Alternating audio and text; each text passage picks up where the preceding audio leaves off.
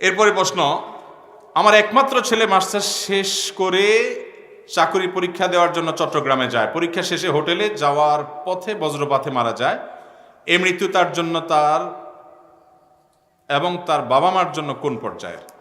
যদি কেউ আকস্মিক কোনো মৃত্যুবরণ করে, দুর্ঘটনায় মৃত্যুবরণ করে, কোনো দেয়াল চাপা দিয়ে, গায়ের নিচে চাপা পড়ে, দুর্ঘটনায় পানিতে ডুবে, আগুনে পুড়ে, এ জাতীয় আকস্মিক মৃত্যু হয়, যদি সে ইমানদার হয়ে থাকে, নবী করিম সাল্লাল্লাহু আলাইহি সাল্লাম সহিহ মুসলিম হাদিসের আলোকে তাদেরকে মর্যাদাগত দিক থেকে হুকমান তাদেরকে শহীদ বলেছেন, শাহাদাতের মর্যাদা পাবে ইনশাআল্লাহ।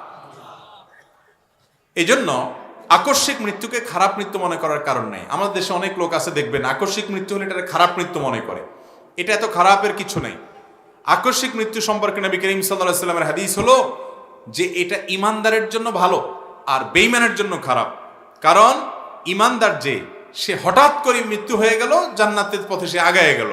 আর বেঈমান যে দুনিয়াতে যেটুকু ভোগ করছিল আকস্মিক মৃত্যুতে, সেটাও তার মিস হয়ে গেল। অতএব ইমানদারের জন্য আকস্মিক মৃত্যু খারাপ কোনো কিছু না।